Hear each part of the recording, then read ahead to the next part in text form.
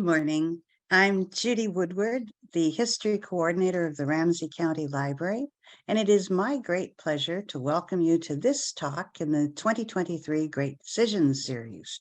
Our speaker today is Todd Lefko on the topic Economic Warfare. Todd Lefko is president of the International Business Development Company with business and academic ties worldwide going back for many, many years. Today's program is brought to you through the co-sponsorship of the Osher Lifelong Learning Institute of the University of Minnesota, Global Minnesota, and the Foreign Affairs Association. We are deeply grateful to all these organizations. Thank you very much. And now I'd like to turn things over to our speaker, Todd Lefko, on economic warfare. Thank you. Thank you, Judy, very much. And thank you, Grayson, who's providing our technical knowledge at this point. It's an honor to be with you today. We moved to a new house a week ago in University Grove, and so we're still trying to find everything. And fortunately, I was able to find this lecture, which was in a pile of things. And for those of you that have moved after 30 years, you know what I'm talking about. We're talking today about economic warfare. And, you know, when you think about this, the question becomes, how do you basically challenge or conflict with those people with whom you disagree? Whether it's the idea of economically, politically, philosophically, religiously, it doesn't matter. But the basic issue is, what are our alternatives? You know, the idea of bombing everybody, is not very effective in a world with atomic weapons. So the question becomes, what becomes effective and what become our choices in terms of the idea of warfare, however we define it? I mean, my dream is that someday pickleball will be the determinant of how we basically, decide any major conflicts. But the questions that the policy planning in state, or that the advisors to the president, or the idea of Jerome Powell at the Federal Reserve, or Janet Yellen at Treasury, or the idea of thousands of entrepreneurs that are working worldwide have to ask every day, depend on sets of questions and a change in context in the world. So what I'm going to do is I'm going to spend a number of minutes going through the basic questions, because these have changed. Some of them are similar to past questions, but economic warfare has gone on as long as history has. And we'll see it, but the context has changed. And the context becomes important because of the change in players and the roles of technology and other elements. I want to start on a high note, which is the idea of the role of the United States. The role of the United States will be determined by us, not China, Russia, or anybody else. It depends on the leadership and the choices that we make here in the United States. Now, we've got the best resources in terms of universities, R&D, financial systems, technology, and what's funny is here, we've built smart bombs, smart cities, smart bombs, and smart systems and technology, but we haven't built smarter decision makers. And that's one thing that frightens me. That's the balance to this, is with all the technologies and finances and source of resources we have, do we use it more wisely? And that's one of the questions that's here. Secondly is the idea, when you ask whether something's effective, the question is, do we have short-term thinkers or long-term thinkers? And the question is that every action has a secondary and tertiary implication to it. And the idea of changing a tax system which produces a greater inequality or negative attitudes toward democracy or capitalism, people don't think about this when we changed the tax code basically to benefit the rich a few years ago. And so now we're amazed that we've got a shortage of money. And the question becomes, how do we think of these things in terms of stuff like, what are the implications morally and economically of whether it's the idea of production on site, or the idea of energy systems that are split rather than the idea of centralized, so that every home could have its own system, or you could manufacture on site. Those have tremendous implications. The questions of how things like ChatGPT will change decision-making and information systems. We're at that crucial point now, and nobody's thinking about what some of the morality or very few people are thinking about the idea of morality and it'll be a reactive process rather than the idea of something which is proactive. So the question becomes, where do we fit in the idea of long-term thinkers, in the idea of economic implications, and the idea of how it relates to warfare and other activities? What we're seeing here is the idea that we're seeing a fight worldwide over the fight between democracies and autocracies in terms of the idea of rules of law. So it's not just power in the world which is changing. It's because the growth of China and other, Brazil and a number of other nations that often we didn't, pay attention to before. We often have done things in the past. I was, for 18 years, I was a writer for a Russian newspaper. And we were sitting at the newspaper one night, and one of the young Russian reporters said to me, he said, why is it that you can have a Monroe Doctrine and we can't? And I said, because we can. And it was a question of sheer power. But in terms of the idea of long-term relationships, simple power is not the way you're going to resolve things in a long run if you wish to have a long-term relationship. So questions of democracy and autocracies, and basically how the world basically views democracy and capitalism as to whether they're effective, are central issues now, and they're being fought on the ideas of which places have economic possibilities or potential, rather than the ideas of those that are basically using it for their own benefits. Third is the idea about, do we ask the right questions? And with things like the changes in information systems, ChatGPT, the idea of artificial intelligence, the idea of the artificial reality, and the question of there is no truth, how do we know what the right questions are so that we understand what the implications are of what we're doing? And every morning, trying to understand what becomes real in the world becomes more and more central, to us. How do we tie to that is the idea of how do we approach technology and the basic, and the basic roles that they play. We're in the early stages now of understanding the fight which is developing between secrecy and privacy. And one of the dangers that's happening is that all these different institutions that we have no control over worldwide know things about us that we don't even realize they know, in terms of where we are, what we think, what we buy. It's funny. I looked up a restaurant in Aruba one day because we were going to go there. And within 5 minutes, I had listings for 10 restaurants and hotels in Aruba. And it amazed me. And whenever you get something, when you're looking it up and basically other sites come on, the questions of what does privacy mean anymore start to come up. Next, how do we define the others? What are the meanings of borders anymore?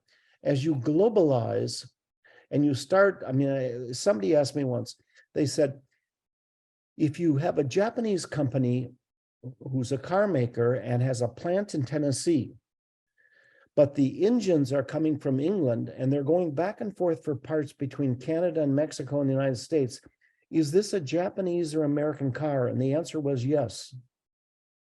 It was everything. And so what become the implications? How do we basically define now what we're part of in a world which is globalized, in which we buy things, we go to restaurants that are ethnic, we basically buy our clothes, go into Cub Foods, or I sent my students once into Target to find everything that was made in the United States in terms of clothing. It was a short trip. And what you see is the idea about when issues such as pandemic and climate change start to grow as central factors in our life, what do borders mean? Nothing. And so this concept of how do we define the other? What does it mean to be an American? Or what does it mean to be a Minnesotan? Or what does it mean to be a Westerner? Start to alter. And those are questions that have great economic implications. Next, we're watching a change in supply chains.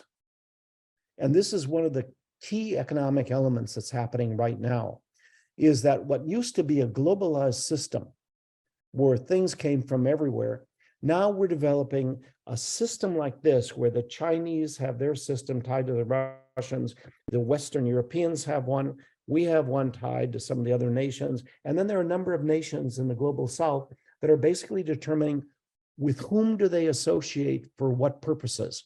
And we're having fights over who basically is part of our allies, and the question of who's our ally this week, right now. And so we're seeking now to formalize and basically minimalize a lot of our supply chains that we have of where we get things from. This becomes important because if you're depending upon 17 rare earths from China, if you're depending upon titanium from Russia, there is no pure alternative, to most of these, unless we change our environmental laws or we change and start to put different tax policies, which we're doing now with chips in terms of the kinds of industrial policies that we'll talk about. So what do we take for granted here? Do we take democracy? Do we take peace? Do we take health? Do we take sharing government as a protector, or as simply regulation? And increasing, wealth of a few people as opposed to many. We're having fights now with economic equality about what are the economic rights? What are the basic rights to health or to other segments of what does it mean to be a human being? And those are fights that are being done globally, not just here. So we start to see the idea of we start to see the role of cybersecurity in terms of the idea of protection, which also often seems like a fallacy, where people in another country can basically control our heat, light. They can basically hold us ransom, and the whole concept of ransomware, where somebody says we've shut down your systems, and we're not going to, open them up, at that point. We're facing the question of a $32 trillion federal debt at the moment, and we're going to go through fights over austerity versus investment. And for those of us that are past school age, generally, we tend to, the question is, are we going to be long range and invest in children as opposed to the idea of short term and making sure that our Social Security is safe, which is something that is extremely important here. And the thing that happens is that we start to get a bunch of different changes that are happening, that every morning that Janet Yellen at the Treasury or Jerome Powell at the Fed basically have to ask, because you were talking about the idea of the impact of central banks, the idea of the relationships internationally between them, which basically they've remained globalized in many ways in terms of while other systems and supply chains start to change, they have this sort of split personality where some of it's tied to the idea of the protection of national interests, as opposed to the idea of how global things happen. They can move as quickly as possible. When the bank went down in California, $400 billion was suddenly found to basically protect the banks. Congress and others can move as quickly or as slowly as they wish. And the question becomes, basically, we built systems to help support one another. So we start to see the other changes. And when the people are making decisions on economic policy, all these different factors come into play. Number one, the decimation of the US labor movement, where management often has stronger power relative to labor, and labor, for 2 years during COVID, labor gained some power. Right now, you're seeing a lessening of that, in terms of the power of management. And you're seeing all these people being laid off who basically played the game and went to school and did everything. And all of a sudden, their power basically disappeared. Secondly, we're seeing a civil rights movement where the makeup of our workforce has changed. And in terms of decisions and who participates, and the idea about older patterns of splits in income between white and black or Asians, or the idea of Native Americans or Mexican or Hispanics, or the idea of the conflicts between male and female pay, which used to be 67 cents and has gone up in terms of a better relationship, but is not purely equal yet, unfortunately. So we start to see the civil rights movement having an impact upon economic decisions. And part of the essence of this is that the strength internationally of the United States depends upon the strength of the United States internally, domestically. And so all these become basic questions. We start to see the rapid economic rise of the US Sun Belt. And you watch this in terms of population shifts between our area and the South, or the idea of many states which are losing population and many areas which are losing population, and small towns which are basically being cut out of many systems. We start to see the impact of climate change, where what we're doing, we're starting to understand we don't do much about it.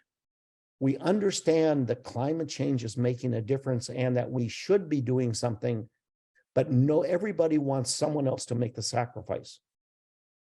And that's become the reality, is that you can pass Paris statements in terms of everybody should be doing something, and some people are and some aren't. But the changeovers in systems have been extremely slow. And you're still seeing only 3% of all cars on the roads, maybe 4% now, being electronic, being EVs, electronic vehicles. And this is going to be a slow process. And so the question of pollution and climate change is basically becoming more centered. The question is, are we doing anything about it?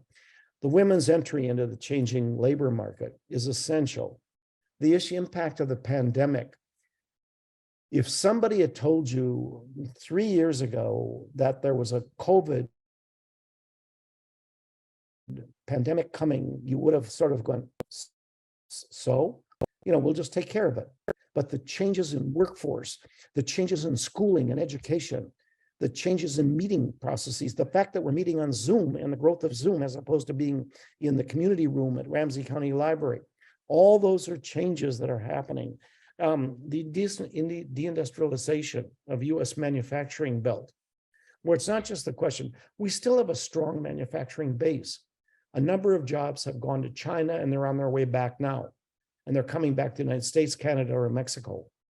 And so we've seen a change there in terms of what's being produced.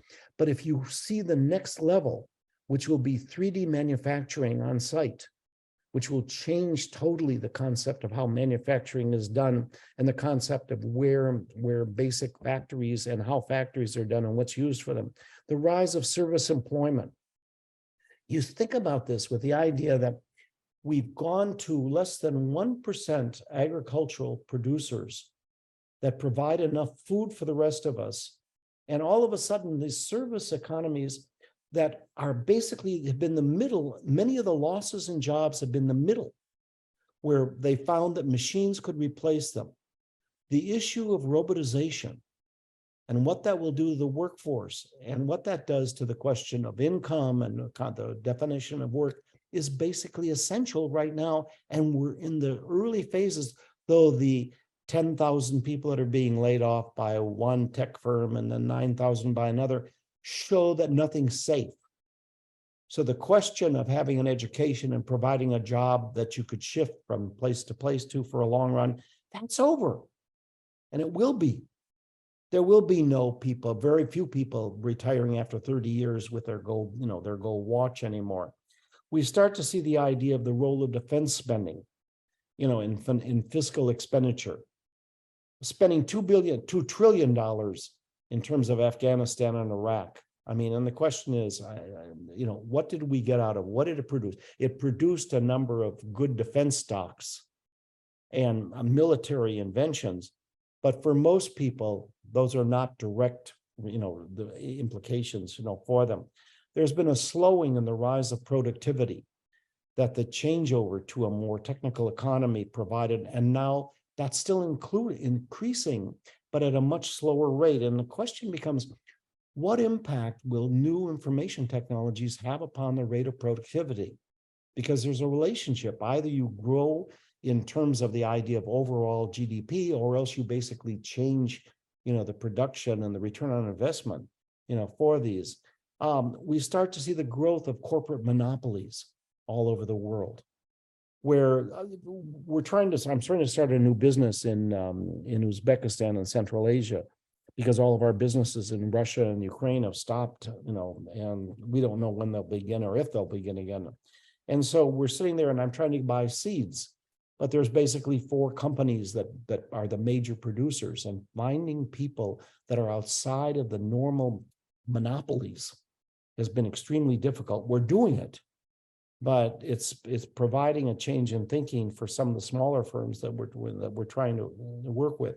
But this has tremendous implications when fewer people have competition in terms of pricing or the idea of employment possibilities. We start to see the idea of the changes in the labor markets in terms of people working from home, or the idea of people working in central offices, which has implications for my friends who are buying buildings or have, providing office markets for people.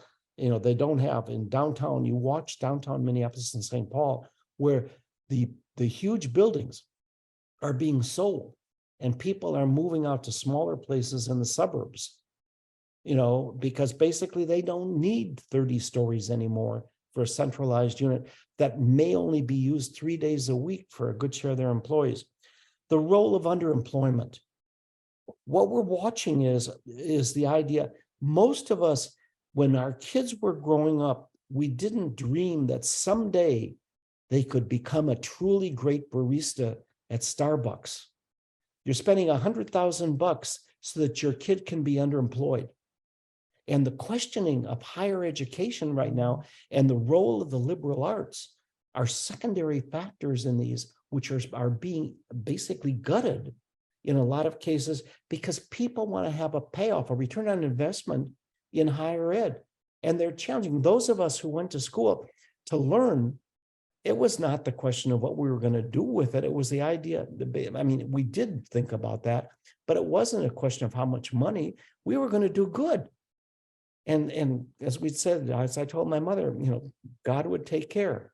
Unfortunately, I discovered that God had a sense of humor and didn't always take care, directly in a case like this.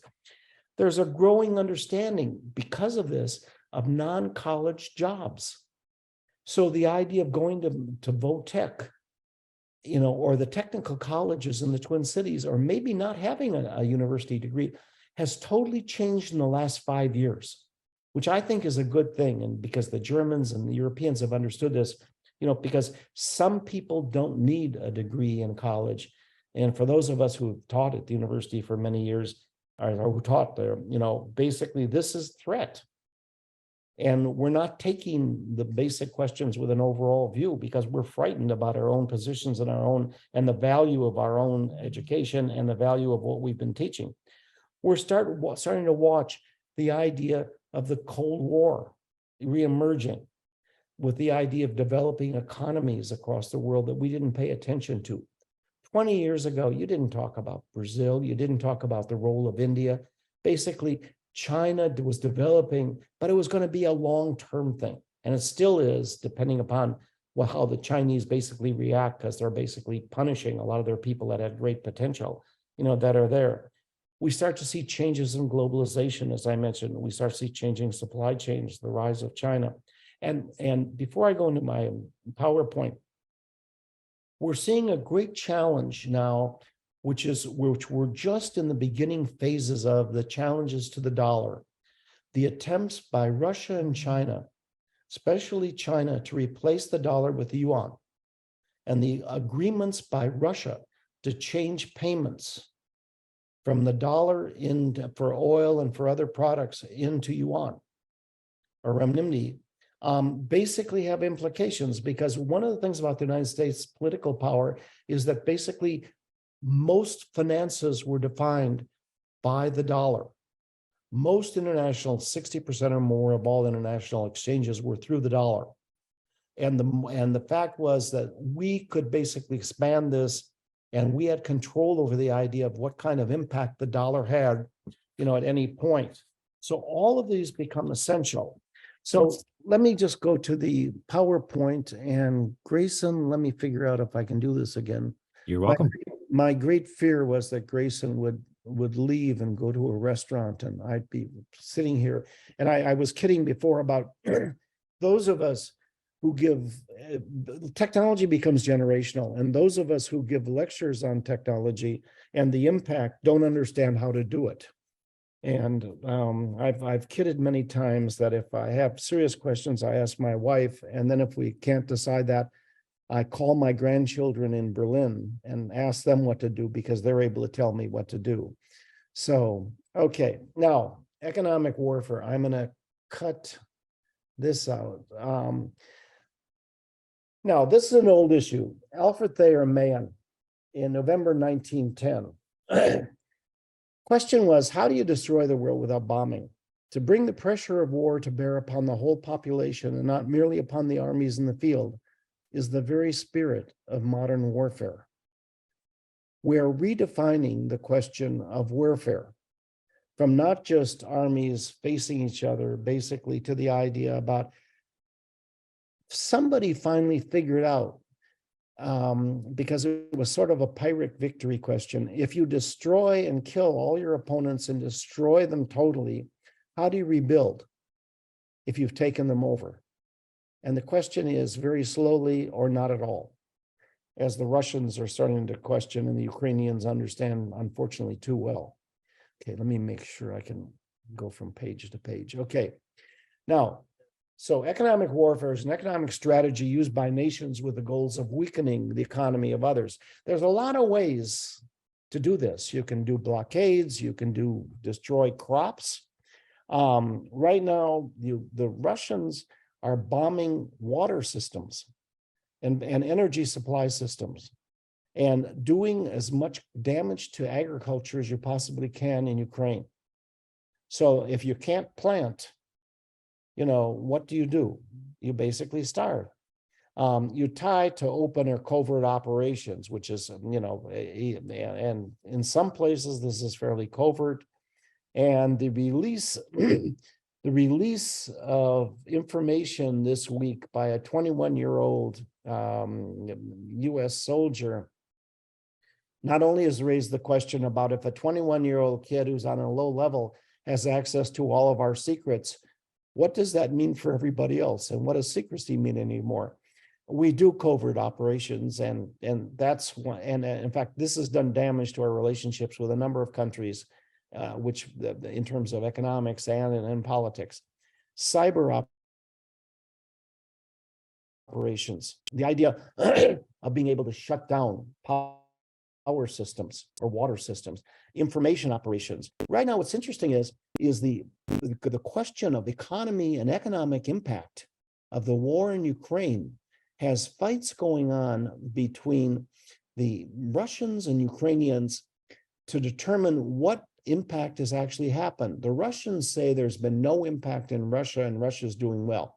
The figures are off. The Russians are claiming that they basically have had 3% growth. In reality, the figure is probably a 2 to 4% minus, drop, with a growing drop over the last year. You've got a huge, almost quarter of the federal budget in Russia, which has been dropped or damaged. And so, but the Ukrainians are putting out, we've had no damage, but we've damaged the Russians to this degree. The truth is somewhere in between, or possibly further away from everything.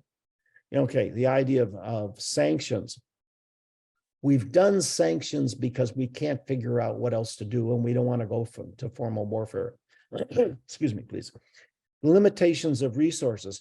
Fights with China now over microchips. Now, the fear is you've got two levels of microchips. You've got the ones that are used in fairly basic operations. Then you've got the higher quality ones. 90 to 95% of those come out of TSMC in Taiwan. If the Chinese truly move on Taiwan, which most of us believe they will if the Russians are successful in Ukraine, and basically stop all the major higher quality microchips coming into the West and the United States, what does that mean economically in a society which is basically becoming more and more technical? Blockades. We blockaded Germany. We blockaded Japan. We want to make sure they had no oil. Blacklisting. Listing those companies that basically shouldn't operate. It's in Russia or Iran. I wanted to start a business in Iran during the period when we signed the agreement. And my partner is my friend, is in Isfahan. So we talked about what we could do. Then we noticed the list. It listed fruits, nuts, vegetables. In fact, my friend was the person, one of my good friends is the person at state who basically wrote these. And the only major company that was there, because we were going to do water quality stuff, but that was forbidden. But Boeing got on the list, which showed that Boeing had a much better lobbyist than anybody that I knew. And so you started watching this. So we never went into business in Iran, though we were trying. The preclusive purchasing. The Russians tried to build up a $600 billion fund. We've frozen $315 billion of that. And so they tried to buy it. Right now, they're short of a number of items. So they're importing older and using older refrigerators and washing machines to get the microchips out of them because they can't get some of the new ones. Though last week they showed that there was a company in Britain which was fronting for the Russians, and it sent $1.2 billion worth of electronic goods in there. So we provide rewards, or the idea of capturing of enemy assets. We take $315 billion, which made my friends in the Russian central bank very angry, and they didn't speak to us for a while, because they had planned on spending those funds. The supply lines, you basically cut off, what can go into China, what can't. And what we're doing is we're trying to limit, and the question becomes the implications on the long run, because the deal is this works two ways. Sanctions work beautifully if you're the only one that has power and you don't need anything from anybody else. If you do need stuff, whether it's food or the idea of technical areas or minerals or something like that from them, and you shut them off, they can shut you off too. But we don't like that. We only want them to have the power from our side. So we start to see the idea of the prohibition of investment and other capital flows, as we've seen, in Russia or Iran or North Korea, and there's the federal long listing of all those items that are forbidden from going into those areas. Expropriation. Right now, the question is, okay, so we've taken $315 billion from the Russians. What do we do? If we've taken, can we invest those to pay for rehabilitation of Ukraine? Is this morally right? Can they do this to U.S. companies that are still operating in their areas of influence? We don't want to really talk about that because we're afraid it might happen. And the Russians are thinking about, what do you do? If you've taken a yacht from some billionaire, what does that do to really change government policy in the long run? And what does it do, for most of the people that are there? It means somebody doesn't have access to their second yacht, but, what impact, does that really have at that point? We start to see the questions that, that are coming up here as part of the idea of sanctions and the idea about economic warfare. All of these things that I've listed, are part of economic warfare. We start to see the questions that come up that we don't think about, the energy, the environmental bombings that are happening, in Ukraine. And that's basically purely economic warfare at this point. Now, this is effective dependent on the capacity of a nation to produce the restricted goods internally. If we could do rare earths, if we could do titanium, if we could produce every product that we needed and we've been unbelievably lucky to have a nation that has access to most of these things, but not all. And some we've chosen not to. Look at the fight in northern Minnesota on metals and nickel and other items between the environmentalists and those who say that these are basically essential for our own economic welfare for the United States. And there's good questions and answers on both sides, but the question is what do you choose not to do? We basically have chosen not to have access to some of the rare earths in the United States that we could because of the potential impact environmentally. That's a choice we made.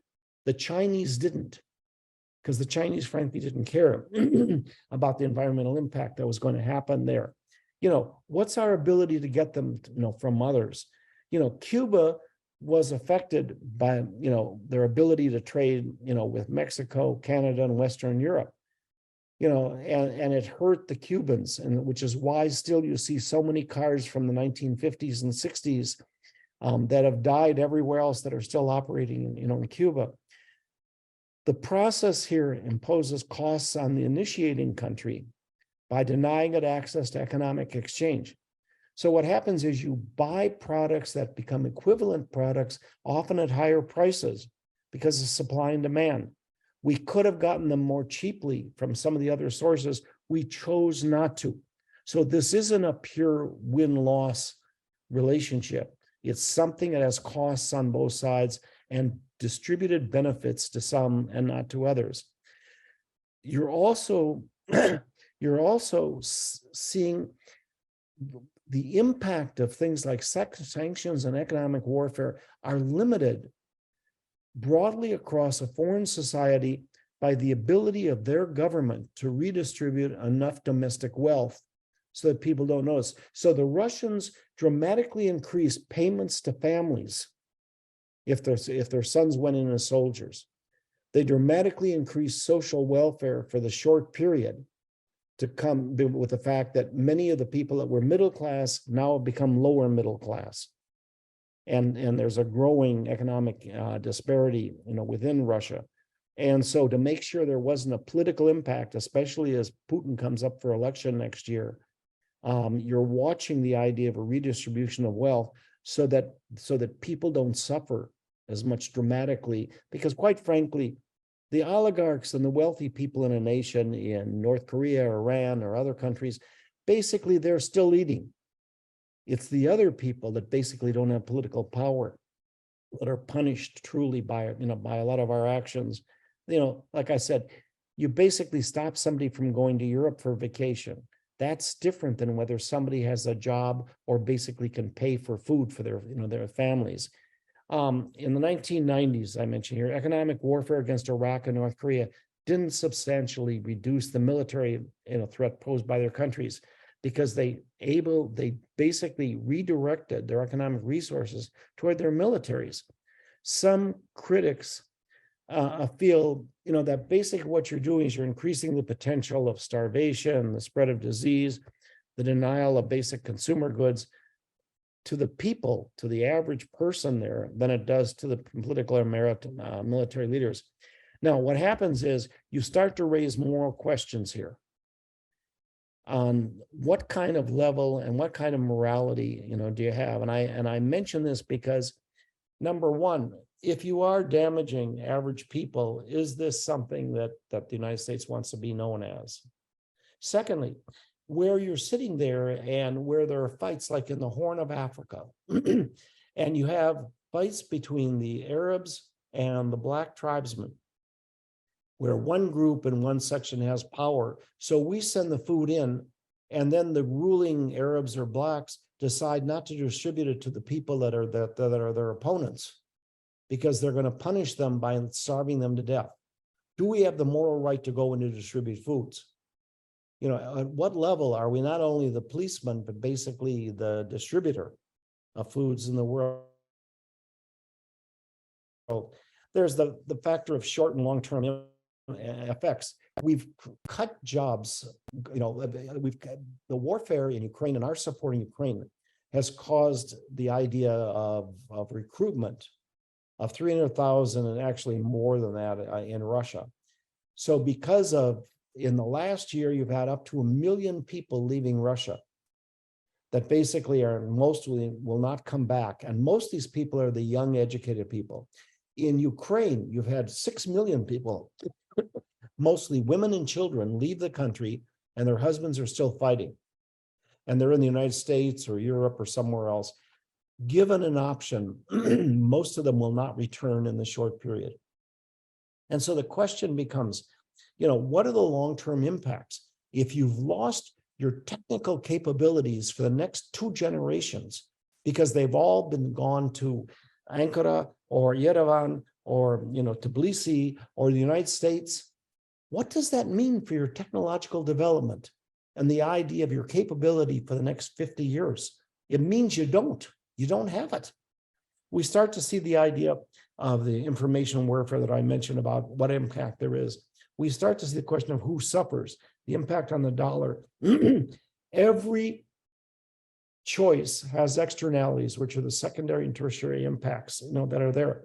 The Magnitsky Act in 2016, because of the way the Russians killed Magnitsky, who was the lawyer, basically has implications across the world in terms of the idea about how do we treat prisoners and how do we basically react to others right there. Okay, so there's a growth in the use of financial sanctions, both as a policy tool, and the central question remains about the appropriate role and application of sanctions of various kinds, trade, financial, economic, and others. How do you measure the effectiveness of sanctions with confidence? Okay, so you cut off their access to weapons, or the idea about refrigerators or cars or something else. What impact did that really have in the short run as opposed to the long run? If what you've done is you've cut off economic development in Iran is getting closer now to a nuclear weapon than they were when we had an agreement. Is that what we really planned or wanted? No, it's the opposite. You start getting the growth of I think about the example of Kim Jong-un in North Korea. Nobody would know or care what he did or what North Korea did, even though we've imposed some of the strongest sanctions in the world. But they're doing well, and what they did was they took whatever money they had and kept it in military. And so as long as they could miniaturize weapons that they could put on the head of rockets that could go longer distances, they have an impact. That's their only reason that anyone knows or cares where North Korea is, quite frankly. And so the sanctions didn't turn out to have the results that we wanted. Yes, we caused suffering, but the question is, and the other question is, what else do we have as a choice? And those we're going to bomb them. And so those questions are basic, the unintended consequences. How do you translate the effects of sanctions into improved effectiveness? How do you make it so that it's the people who are decision? The theory is that the upper class will start to feel a discomfort and a loss of access to what they consider freedom or choices in Russia, and that they'll put pressure upon Putin. But the truth is that most of them are playing the game because most of the power flows from Putin. So the question of effectiveness becomes really questionable about how you start to measure that. So what are the other choices in terms of strategy here, where sanctions should be used, and when do you not utilize them? This is a historical process. It goes back, and if I'm not going to have time to get into it today, you go back in ancient history. But you get 1807, Jefferson and Congress, the Embargo Act. We barred most trade with Great Britain and France to punish them for seizing American ships. We repealed this Embargo Act less than 18 months later because we figured we were being hurt more than the British and the French. Now, with globalization of commercial markets, the spread of global finance, and the desire for non-military options to protect American interests and advance U.S. global leadership, there's an increased use of coercive economic measures. We set up a system after World War II with Bretton Woods, where both economic and political power was based in New York or Washington, with the idea of, number one, the system strengthening the dollar. Secondly, the idea of things like the International Monetary Fund, the World Bank, the UN, all those were based in the United States, because we were the present power and we were the future power, and these helped us to maintain that function, that role, for as long as we possibly could, and now it's being challenged. Okay, so the basic questions remain for using coercive tools of economic statecraft: utility, sustainability. How long can you do something? Right now, the question of things like how long do you support Ukraine are becoming a political issue and they will be a political issue for the 2024 years. You're seeing splits in the Republican Party. You're seeing, questions being raised in the Democratic Party, about the role that they can and should play in national security strategy. If we were cut off from things like rare earths or the idea of certain minerals or what would this do to the discussion in the United States? I remember the days of Jimmy Carter, when he sat there when the Saudis basically cut off a good share of the oil and the price went up dramatically. And all of a sudden, the lines were there and the political attention completely shifted in a very short period to the idea about what were the choices? What caused this? Could we have done something different? What can we do in action against them to stop them? But because they were anti-communist and we become dependent upon them, we basically played the game, and basically kept supporting the House of Saud there, which totally changed and shifted our foreign policy in the Middle East, which is basically shifting again as the Saudis basically build relationships with the Iranians and the Russians with OPEC plus. So we start watching these other questions about, do economic sanctions cause greater harm than good? We start to watch the attempts to measure the effects and effectiveness of sanctions. What are the real world impacts that we question? One study showed that U.S. sanctions targeting states have significant negative effects on foreign investment, corruption, ease of doing business, and other related measures in the targeted states.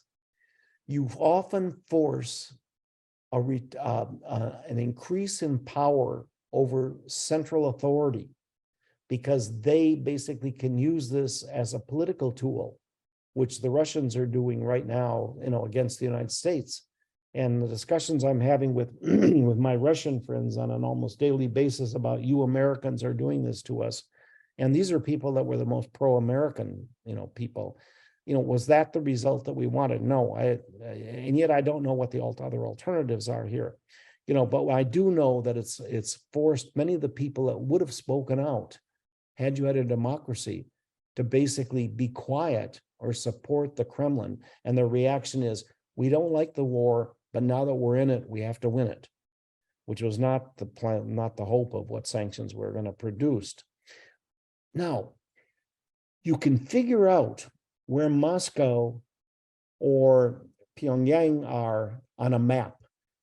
Where is Al-Qaeda? Where basically is Hezbollah? Well, Hezbollah is a general area, but the idea about action against non-state actors, the terrorists, you can do sanctions in terms of trying to identify banking funds and making sure that you block or damage the kinds of alternatives they have for international finance and shifting money from country to country or terrorist to terrorist. You can do that, but not totally, because they're often built on non-formal systems. And so the question of how do you deal with non-state actors has become central. Now, sanctions are basically being used then to achieve different strategic objectives. And you need to keep this in mind. What's your objective? Is it to change policy? Is it a method of pure influence and power? Is it a way of manipulating cost-benefit relationships or calculations, or denying them something that they need to get an outcome? And the question becomes, does it serve that function? Is it clear what you want to do? And can you understand that this will be achieved by the use of that function? So the issues of governmental policy in terms of Washington, you believe right now in either decline or growth. The Chinese for years believed that the East is red. The future was with Beijing. And that the West, there was a very time concept of empires, that the idea of there's a life cycle, and that the United States was at the end of their life cycle. The 19th century and 20th century were American, and that the 21st was Chinese. This is being challenged, and it'll be determined by what we do, and it'll be determined by what the Chinese do. And when you see figures that the Chinese have passed us in GDP or something, ask whether this is based upon number of people or upon cost per person or benefits per person, because they've got 4 times the number of people that we do. So they are going to have a greater number, even though the GDP per person is still dramatically lower, and it's going to remain that way for a number of years. The resource availability. If you've got the resources, you're sitting there. There are most nations in the world that don't have a question of resource availability because they don't have them. You know, if you're a failed state in the Sahel, you know, what are you going to do in terms of agricultural crops when you're importing practically everything in terms of wheat and other grain that you need to survive, or water, which is becoming a major issue across the world in terms of both purity. Right now, the question of fights on the Colorado River, trying to change the 1922 agreement on distribution of water rights, and people saying, you know, we could take water from Minnesota. You know, this whole question about would LA and Phoenix truly survive and be cities if they didn't have Colorado River water? And the answer is no. You know, and so you start to see this idea of resource availability, both in the United States and worldwide, becoming a basic factor in your power in terms of the ability to use sanctions. The level of technology.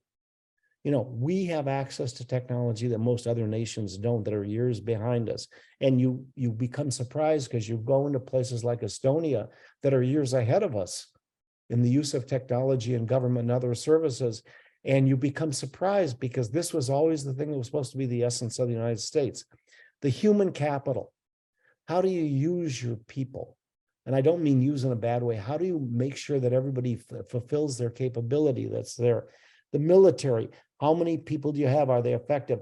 If you can basically shut off by satellites, if you can shoot down satellites or block their information flow, does it matter if you have an extra warship? No. Does it matter if you've got an extra 5,000 soldiers in the truth? If you can basically, you know, shoot missiles thousands of miles? No. So the nature of military changes, the debt level. You know, if you're deeply in debt, are you going to go more in debt?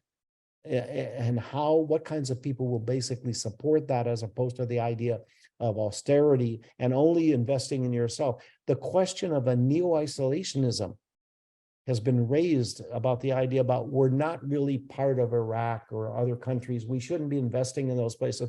We've got to take care of ourselves first. And yet we're part of them. You know, the idea of debt and austerity, resilience, sustainability, innovation.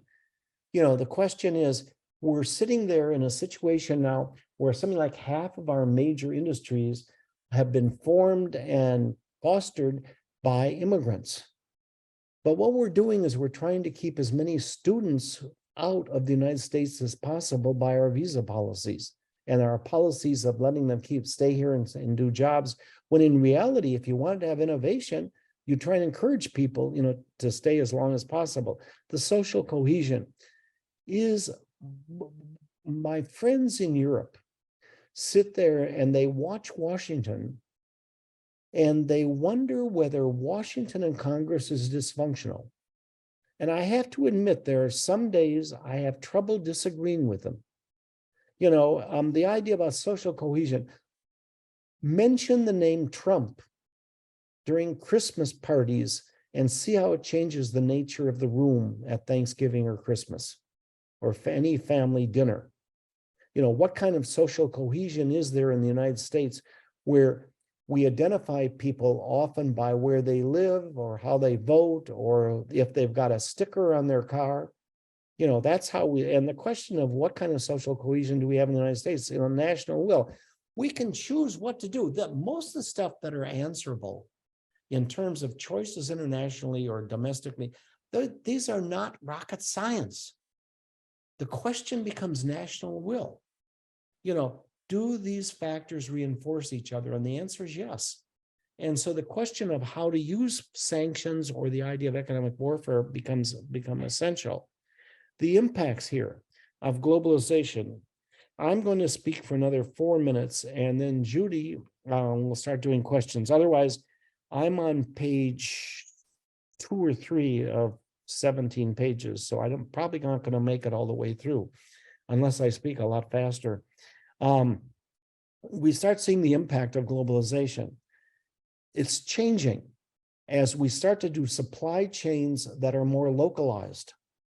The problems in China that you're seeing in terms of overbuilding of housing, the idea of banking problems, the problems with the Uyghurs in the Northwest, the idea about shifting. I never thought I'd live to see people moving companies out of China because the costs of labor had gotten too high to Southeast Asia or back to the United States, and you're seeing this whole process of reshoring. The growth of Southeast Asia, Cambodia or Thailand, or the idea of the goods coming out of Vietnam. I mean, if somebody had told you in the 1970s that Vietnam would be one of our partners and one of our strong economic partners, would that have made sense? No. I mean, I used to kid about the idea that in 1945, if somebody had told you that Berlin and Tokyo would be our two major partners, would anyone have thought you were crazy? And the answer is yes, right there. The potential of 3D manufacturing, nationalism. We're seeing a growth in nationalism, which taken to extreme becomes dangerous, because we are proud of who we are, and every nation is proud. Every nation is unique and proud of who they are, and they should be. The question is, if it's the question that you think you're better, the only in America, very few things are only in America. And the question is, if you go back to normal, what kind of normal are you going back to? Supply chain reorganization, and I talked about semiconductors and chips. Sanctions work best, as I stated, when you don't need anything from others. The impact on Russia right now, the access of limited technology and parts, the idea of new ideas in technology that are able to come in, the emigration of your mental class, of the thinkers, the lack of imports, the change in German imports, Russian imports into Germany have dropped 91% during the first quarter, actually over the last year. And so much of that is oil and gas, but you start to see other products, they're doing the lack of foreign investment. You've got 2,000 companies that are Western companies that are trying to go through the formal process of getting out of Russia, as opposed to those that have already been there and gotten out, the McDonald's and others. And you see the ones that are trying to get out now, Cargill and a number of others. There's the limits on exports of telecommunications, aerospace, electronics, the international money transfer. Right now, practically, there's only 2 or 3 countries, or very few countries, no, probably 5, that allow Russian credit cards to be used, because Visa and MasterCard aren't allowed there anymore. So the people that left the country for Ankara or Istanbul or somewhere else suddenly discovered they couldn't get their money out of a Russian bank so they could live. Some went back to Russia, and some you've set up systems. The Russians try to create a separate card, which is only used in China and a couple of other countries. And basically, even that's relatively limited, because they understood they were cut off from practically any financial relationships that are there. We're seeing things like the questioning of secondary limits on insurance or shipping into Russia as a use, because right now, I'll give you one example. I get a call. I'm working with a company. I was working with a company in Dubai, and they called me and they said, "Can you do natural gas engines?" I said, "Sure, I can do that." So I said, "But I can't do anything into Iran." I said, because I'd go to jail, and I don't do it. I don't do it. And I said, my desire to die in jail is not as great as it was years ago. And so they sent me a fax, because those were the days of faxes. And at the bottom, it said they'd forgotten to cut off the bottom, which was Iranian Natural Gas Company. And I called them up and I said, "No, you can't do this." And the person in Dubai said, "Don't worry, Todd, we'll just get it from some other American." Because there were always people that would sell and try and gamble, on this. The Russians developed a ghost fleet of ships that have no listing anywhere, so they can move they can move oil. And it's not listed on any kind of process. They're trying to rebuild the power of Siberia too, from Russia to China. because all of their oil processes have shifted from Europe basically into China. And so China and India are buying at discounts from them. Why don't I stop there and go to questions? Because let me make sure I can figure out how to get back into the pictures. Okay, lifelong routine. Okay. We can ask, oh, great. Okay. Okay. Are you You see okay? Judy now, Todd? Yeah, I'm here. I see You're here and I'm here. Okay, that's I good. see Carmi And Breakfast. very good. Okay, we do have some questions ready to go, and we have room for more. So I will say to the audience now, this is your chance to put your questions in. Before we begin, though, I'm going to give myself, I think, the first question, and that has to do with the balancing act between economic warfare and I guess what you might call regular warfare, shooting warfare. Um, uh, is economic warfare an alternative and a to be devoutly hoped for to keep the guns silent, or is it, as it seems to me, often simply a precursor to the other kind of war, the shooting kind of war? What's the balance between the two forces? Well, that's the question that's always asked about. You get this set of tools. I call it the Chinese buffet, where there are 3 from column A, 2 from column B, and 3 from column C. And Judy, what happens is that you determine how do you avoid the worst alternatives where you have the greatest loss with the benefits of the greatest, the least action. And so, number one, in many cases, it's not one choice or another. It's a choice of combinations. If you're at war with somebody, many of the economic elements, if you're a shooting war, also the economic elements, if you were doing trading, I mean, in our case, all of our businesses in Russia and Ukraine have ceased. We're not fighting there. If we were fighting, and we are fighting indirectly, we're fighting through others. Because we're supplying, the Ukrainians would have collapsed by now if they had to do it on their own with American and Western weapons. So what happens is that you choose sets of tools that balance out. You pray you never have to use some. You go all the way from the idea about limiting visas to the idea of atomic bombs or tactical nuclear weapons, which are used, and how do you respond to those things? And so there's a balance which changes upon the situation at any moment and what your resources are. And so there is no, I would love to tell you it's 0.7 on this, on the Richter scale or something, but it's not. It's something which is determined on a moment-to-moment basis and without an understanding of what the implications are. And sometimes the implications, like I said, work against you. Because they're different than what you planned. Yeah. Okay, well, let's go to the questions in the Q&A line. The first question, is labor a stakeholder rather than a market in other economic systems? And I guess maybe that would, Yes. other economic systems being socialism, or I'm not sure.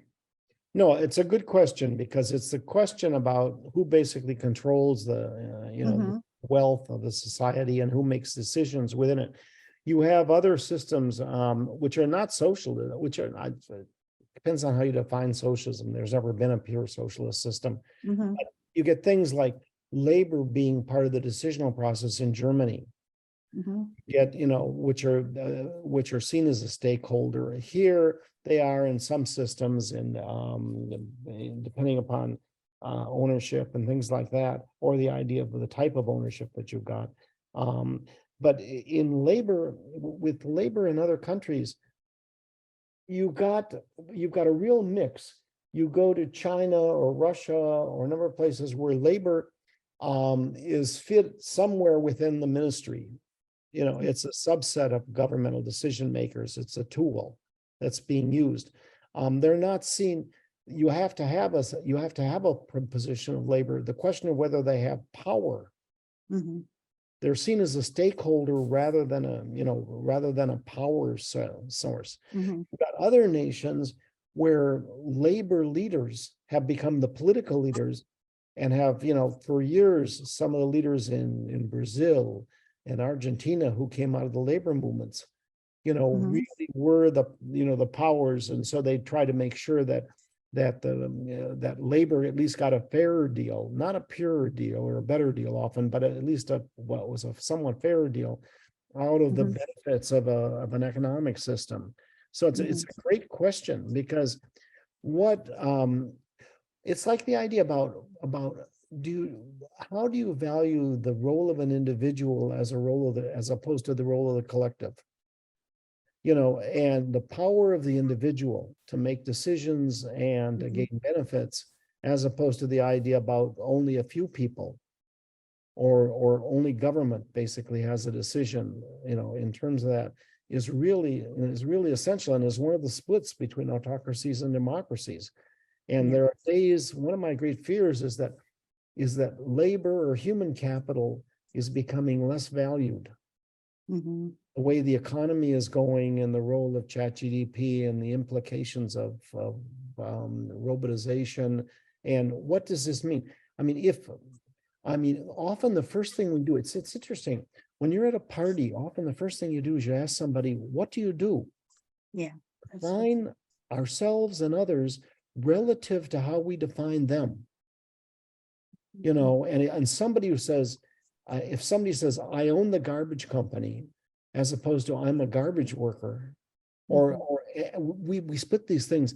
I was at a party one night where I said, I'm teaching at the University of Minnesota, and they went, oh, and I realized I was in a game. And then I said, this other person walks up and I said, I teach second grade at Shingle Creek Elementary School. And they went, oh, that's nice. I know, and the truth is, the person at Shingle Creek Elementary School should be as valued Mhm. as a person at the university, but they're not. And Mhm. that's one of the great disasters. My grandson, who's 17, wants to be an elementary school teacher, and he could be a professor. He's a brilliant young man and a good person. And I was really proud of him, Mhm. because we need really good teachers on every level, but what happens is we build prejudices towards certain occupations. When you grow up, yeah, yeah, you know, how do I say this best? When you grow up in a good Jewish home, the question is, you're completely a fetus until you become a doctor or a lawyer.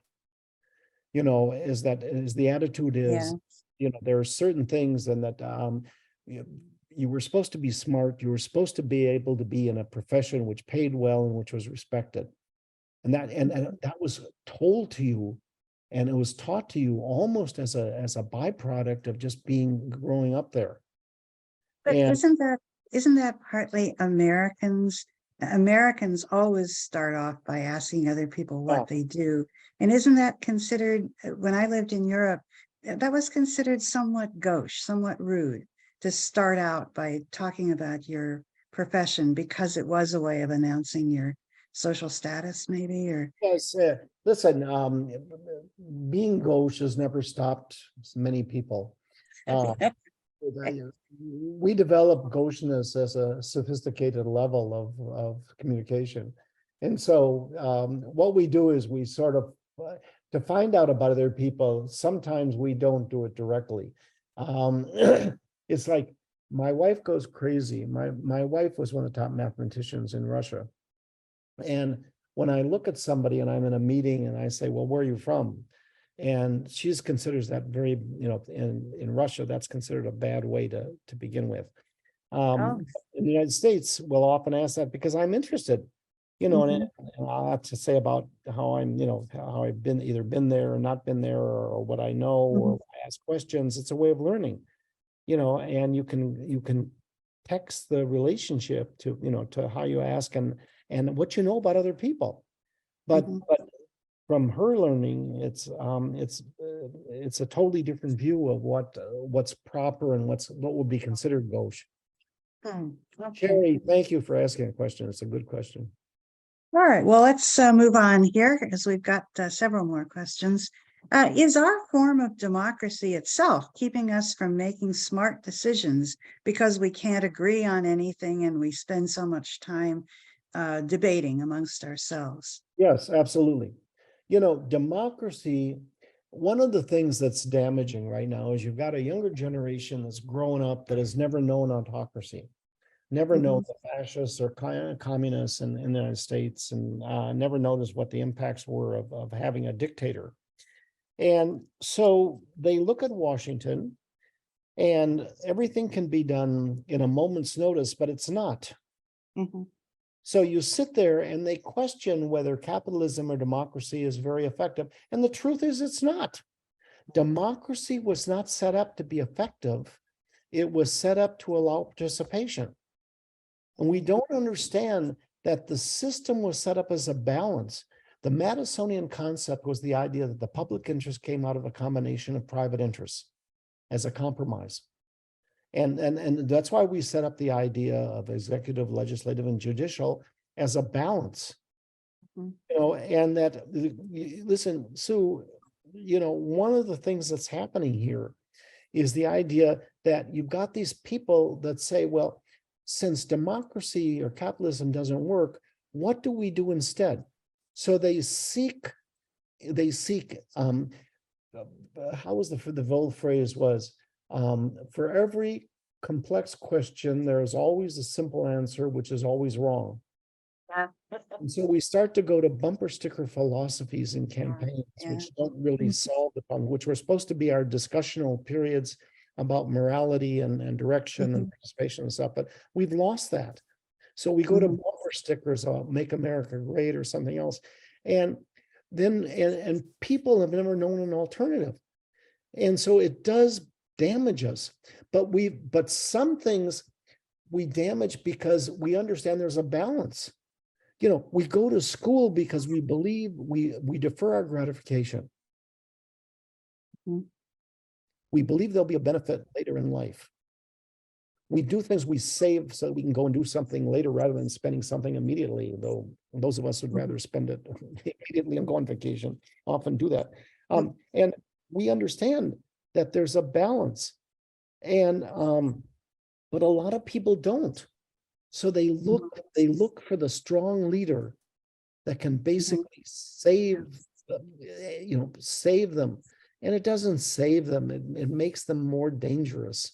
And so I'm Mhm. not going to get political here, but one of the dangers is that we're fighting an internal battle now over the question about what kind of leadership do we want?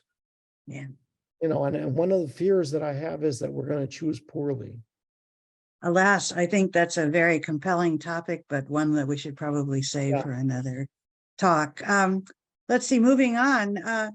This questioner wants to know, the US has waged economic warfare, and is that the cause, will that result in the dethroning of the dollar as the international standard? Because what country wants to have its economy exist at the mercy of the United States? So Nope. are we being hoisted on our own petard, I guess? Well, it depends. There's a big argument. There's an incredibly increasing argument now over the impacts upon the dollar. And what you're seeing is the idea about, number one, with the growth of other economies, you're starting to see a shift, and some have called for a basket of other currencies. Some have called for the yuan or renminbi. Everybody would like.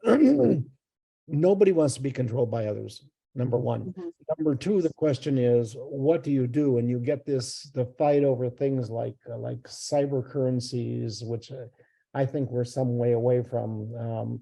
But about how do you enumerate value, within a society?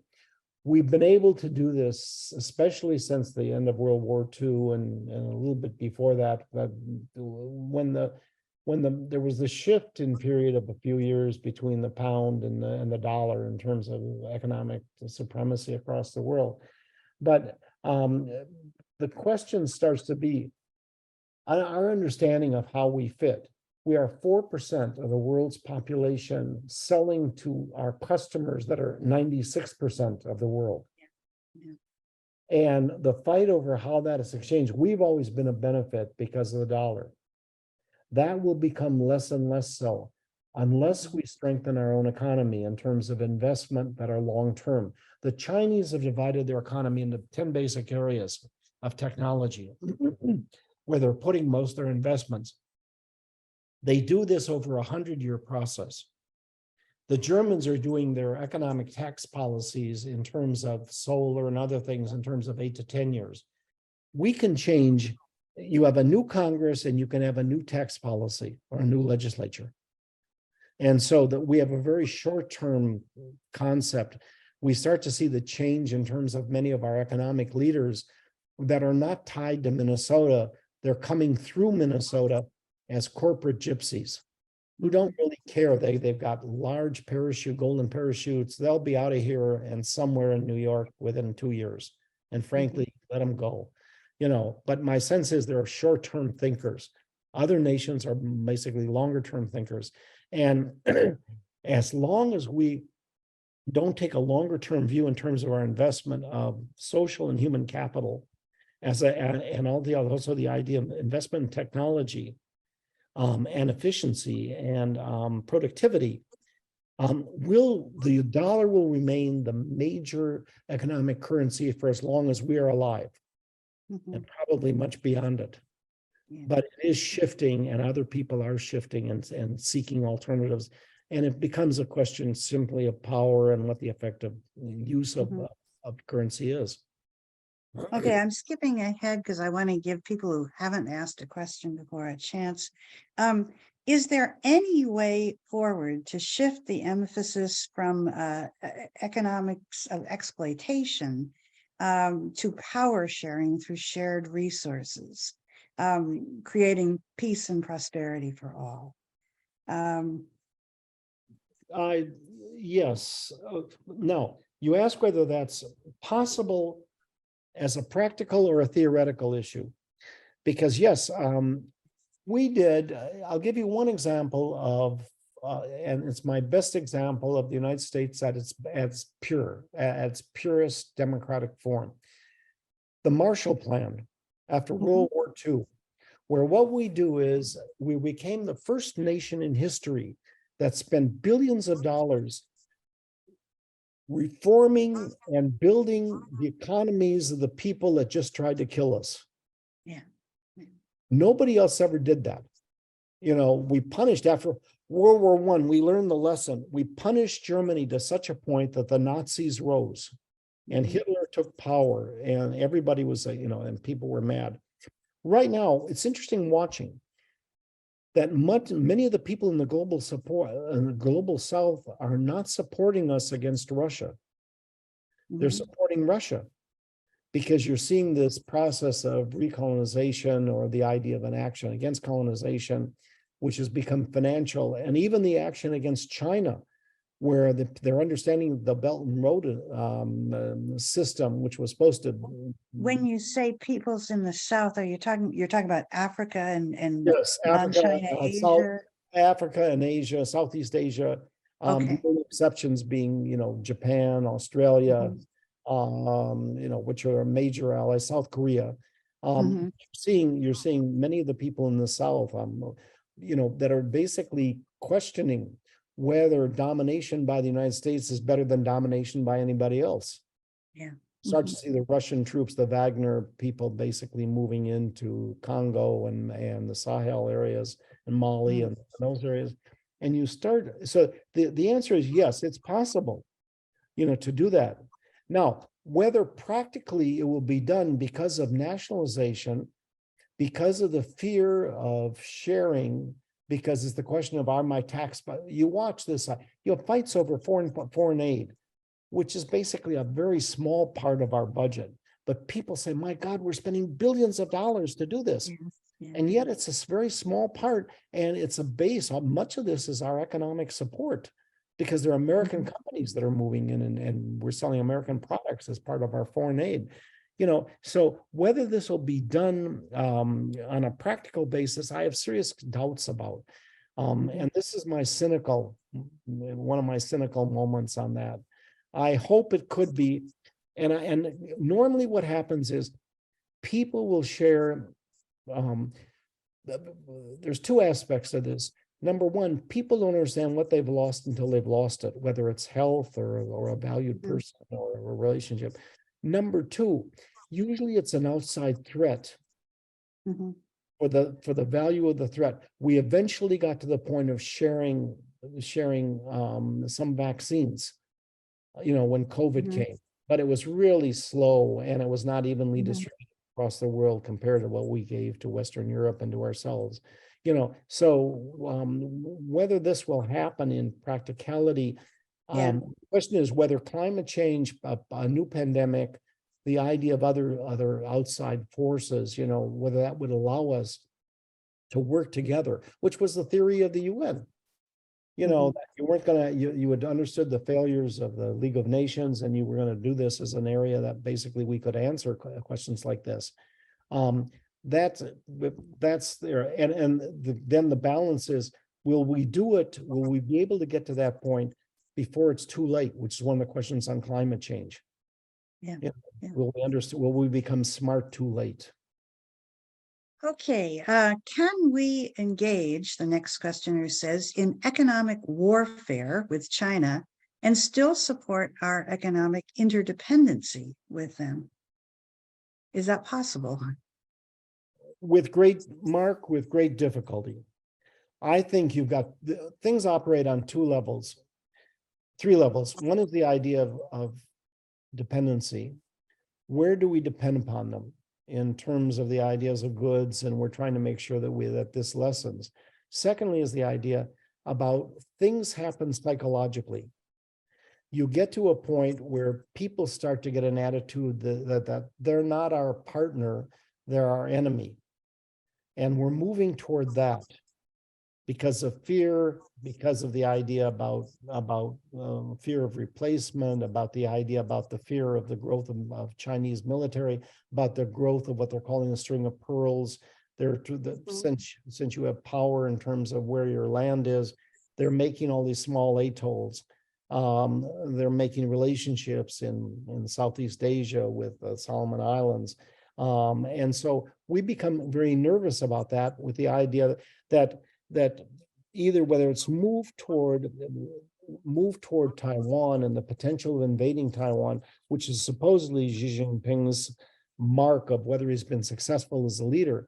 Or the idea that it's part of the normal Chinese process where they believe that they are going to be the future, that the East is red and the future is red.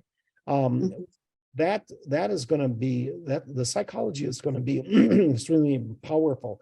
We will continue on a relationship with them unless war happens, mainly because when you've got a market of 1.4 billion, Americans are basically entrepreneurial enough that they will go where markets are.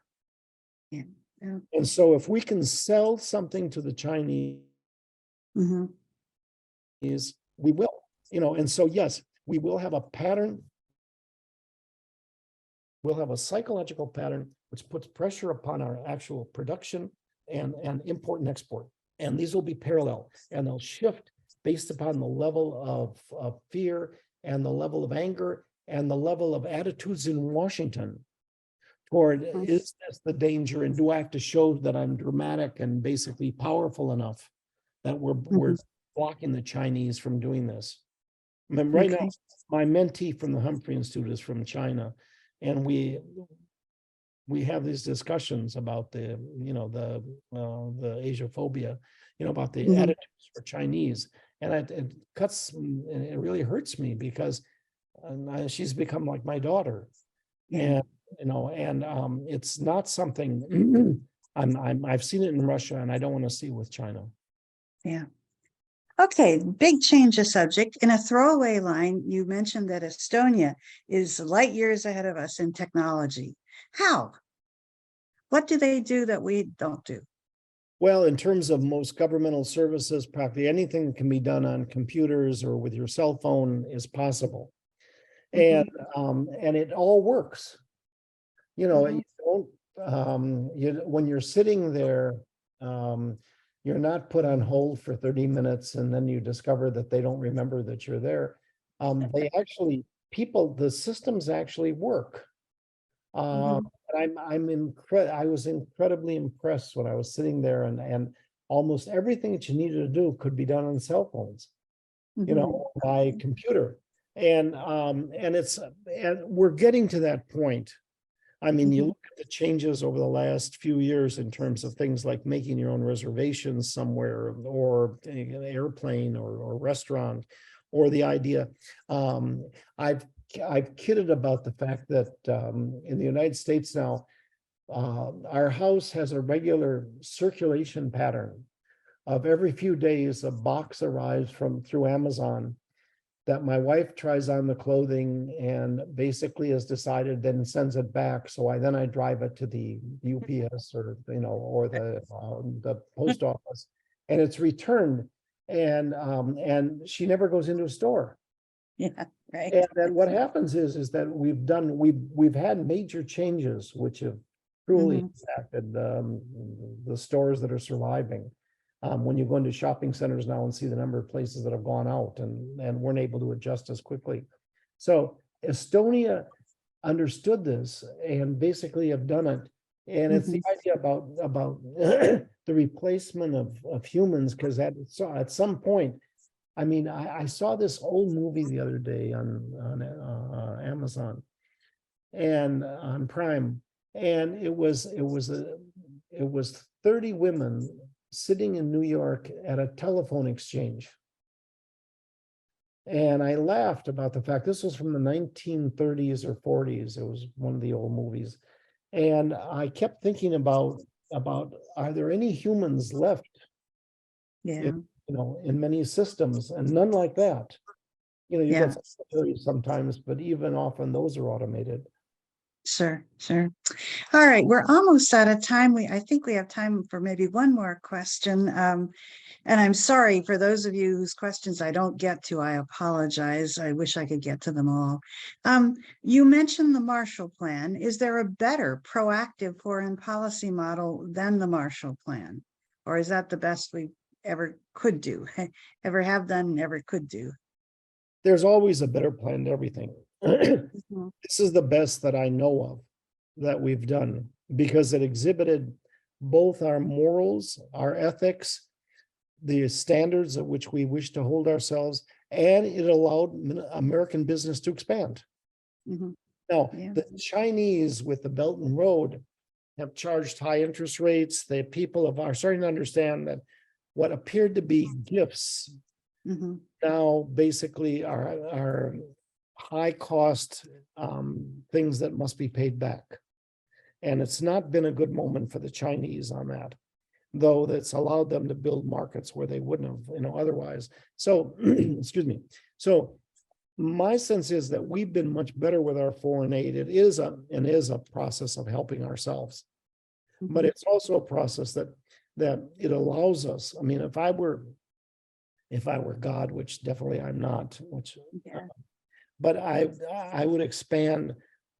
I would do two things. I would send every kid abroad, to make sure they had a foreign experience. Secondly, I would make sure that you'd have as many benefits as possible tax-wise with not just doing business in the United States, but doing business worldwide. We're getting trouble. I mean, it's easy to get people to invest in businesses in Mexico and Canada because they're fairly close.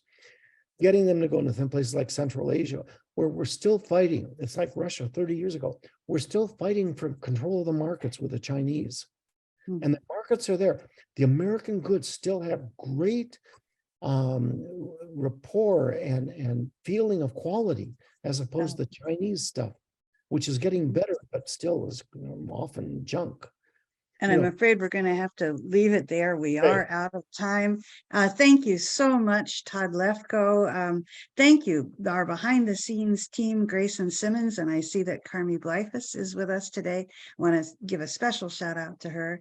And thank you to the audience. I hope you will all come back next week when we will welcome Afshin John Radson with a talk on Iran at the Crossroads. But for today, I'm going to say goodbye.